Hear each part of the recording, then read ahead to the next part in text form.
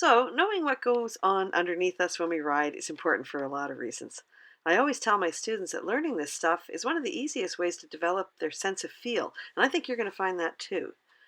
Knowing this will also help you have a deeper understanding of the balance issues we can cause with a horse, and as time goes on, you're even going to find, I think, that your awareness will help you in your communication with the horse, making everything a whole lot clearer. It's also of great benefit to the horse if we understand that the workload is different in each gait, and so it'll help us choose work that doesn't overburden our horses when perhaps he's not as fit as he could be. So let's get started. Okay, let's start with the walk. First of all, here's my really fancy drawing of the walk. So you can see it's 1, 2, 3, 4, but it's much more interesting to watch the horse do it. So there's Chloe, and she's showing us her walk steps. So let's slow it down a little bit. We'll look at Lottie. So you'll see the white hind leg comes off the ground, then the red front leg, followed by the red hind leg, followed by that front leg. Did you see that? So it's 1, 2, 3, 4, 1, 2, 3, 4. And as you can see, there's always 2 to 3 legs on the ground at any time, or I should say feet on the ground at any time.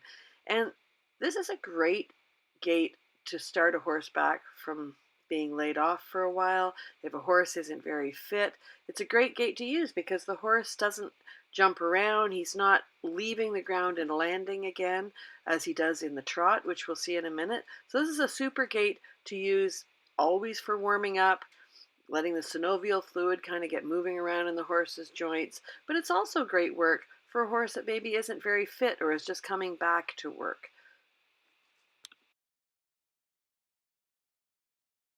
Okay, so we'll look at the trot. Again, we'll see another one of my fancy drawings of what the trot looks like. And now we'll look at the horse doing it. So the horse springs from one diagonal pair of legs, so that's the white leg, to the other diagonal pair of legs, which is the yellow legs, with a moment of suspension in between. And that means a moment where there's no feet on the ground at all. So I found a picture of a horse that's trying a little harder than Chloe in that picture so that you can get an idea what the moment of suspension looks like. So as you can imagine, the trot requires a little bit of a higher demand from the rider than the walk does. There's a lot more motion. I remember years ago reading that, I think it's Wilhelm Muessler who said that all problems with riding begins with the command trot on, which I thought was pretty funny. But at any rate, you can see that the horse is going to jostle, especially the beginner rider, around a lot more, especially if they're trying to do sitting trot, like staying with the movement of the horse while keeping their seat in the saddle. So most people will opt to do rising trot, especially in the beginning, especially with a young horse or when they're first starting out. Okay, we now move on to the canter. It's a 3-beated gait, and here's my beautiful sketch of what the sequence of legs looks like. I should mention that English is the only language that speaks of canter. And it traces back to the Pilgrims going to the Canterbury Cathedral, and it was originally called the Canterbury Pace and shortened to the word canter. In other languages, it would be like a slow gallop or a fast gallop. But for our purposes, we're going to use canter. Okay, so let's see if we can figure out what the legs are doing. So the one that we're going to be watching to begin with is that white hind leg, because that's where it's going to start. There we go. 3 feet off the ground. The next 2 that land are the yellow legs. And now finally the horse's entire body goes over top of her front leg. Did you see that? So it's outside hind, diagonal pair, inside 4.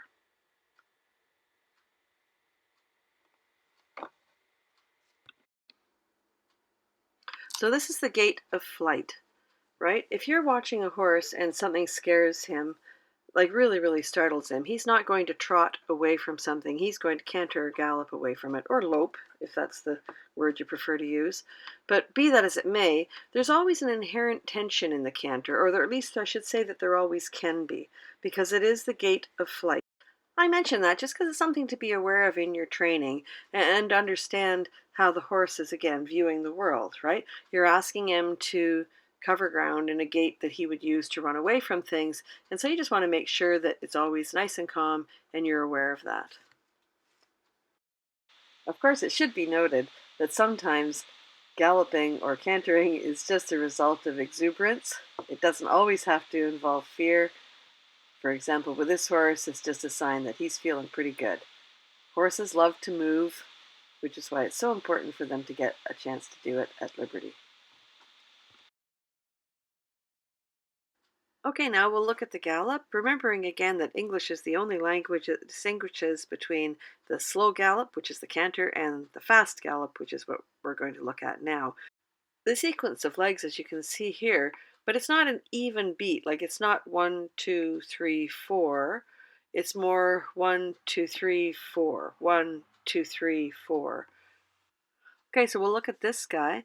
As you can see, he's carrying all his weight on the hind leg that's closest to us.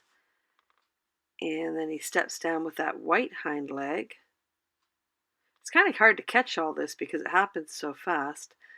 And the next leg that lands is the white leg that's closest to us, so the diagonal pair, almost on the ground at the same time, but not quite.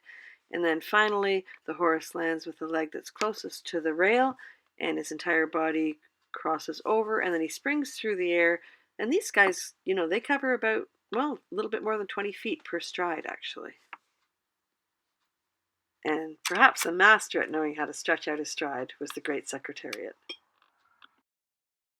Okay, let's look at the Rainback. Even though I don't like that expression because it implies we pull back with the reins, the way the horse goes backwards is of interest to us. A lot of people think the horse goes backwards the way he walks forward. But that's not actually true. A horse actually walks backwards in the same way that he trots, except there is no moment of suspension. In other words, the horse goes back in diagonal pairs. So let's have Dex demonstrate that for us. So if you watch his red legs, they go back as a pair. And then his white legs go back as a pair. So it's exactly like trotting backwards, except there's no moment of suspension. So he's not springing from one pair of diagonal legs to the other pair of diagonal legs, but he is moving back in diagonal pairs. Okay, so that's it. Now you know what's going on underneath you when you ride. I really do recommend that you pay attention to this. Try to feel it.